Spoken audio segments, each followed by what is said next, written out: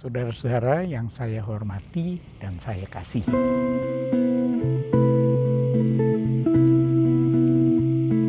Dalam bahasa Yunani kuno ada dua kata untuk waktu, yaitu chronos dan kairos. Yang paling lazim dipakai sekarang adalah chronos. Misalnya pada kata kronologi, yang berarti terjadinya suatu peristiwa sesuai urutan waktu.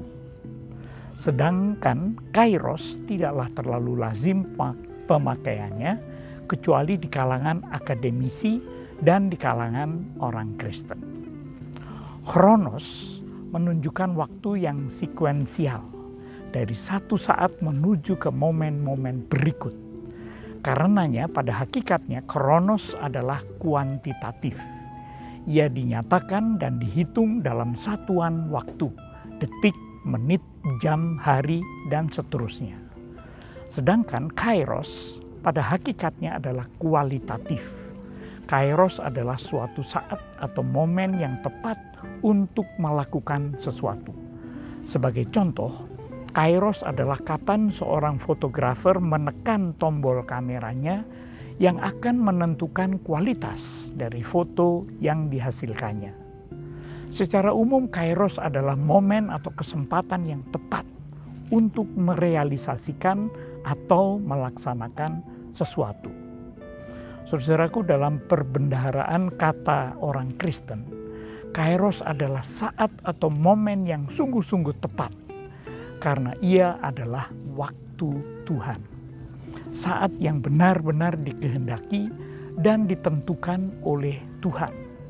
Sebab kalau belum saatnya, apapun yang kita upayakan niscaya takkan terjadi. Maka bagi kita orang percaya, ia bagai sebuah pedang bermata dua.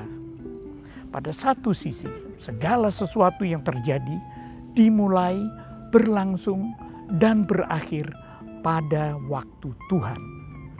Contoh yang paling mengena pada setiap orang adalah hari kematian kita. Tentunya kita bisa mendahului Tuhan dengan membunuh diri. Namun, mestinya kita paham bahwa itu bukanlah waktu Tuhan. Untuk menuju waktu Tuhan, kita mesti menjalani kehidupan ini sebagaimana dikehendakinya hingga Tuhan berkenan memanggil kita kembali kepadanya.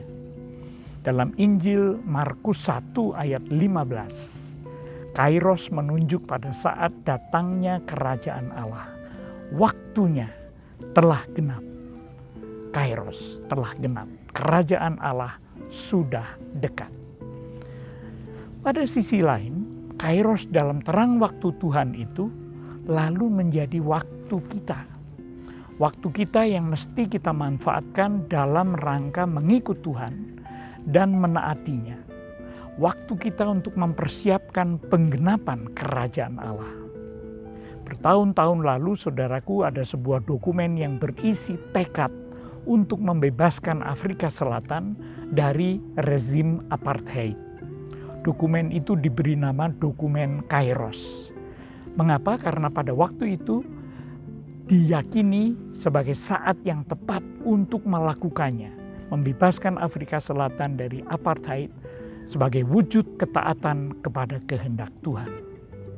Bagaimana saudaraku lalu dengan pandemi yang masih saja menggerus kita, yang masih saja membuat kita semakin khawatir dan takut ini? Kapankah ia akan berakhir? Kita tidak tahu dan kita tidak akan bisa tahu. Maka ketimbang kita terlalu khawatir atau melakukan hal-hal yang sia-sia, kita nantikan kairos Tuhan, waktu Tuhan. Kita mohon kepadanya, kita berserah kepadanya. Pada sisi lain ini mesti menjadi kairos kita, waktu kita. Saat untuk meningkatkan kehati-hatian kita dan menjaga kesehatan dan keselamatan kita sendiri serta orang-orang di sekitar kita. Ini juga saatnya untuk tetap berusaha berguna bagi setiap orang, siapapun mereka, terutama yang amat membutuhkan uluran tangan kita dalam berbagai bentuknya di tengah pandemi ini. Mari kita terus saling menopang dan mendoakan. God bless. Nama saya Purboyo Susila Radia. Saya adalah pendeta emeritus dari Jemaat GKI Pondok Indah di Jakarta Selatan. Terima kasih telah menyaksikan video Jumpa Sejenak kali ini. Terima kasih.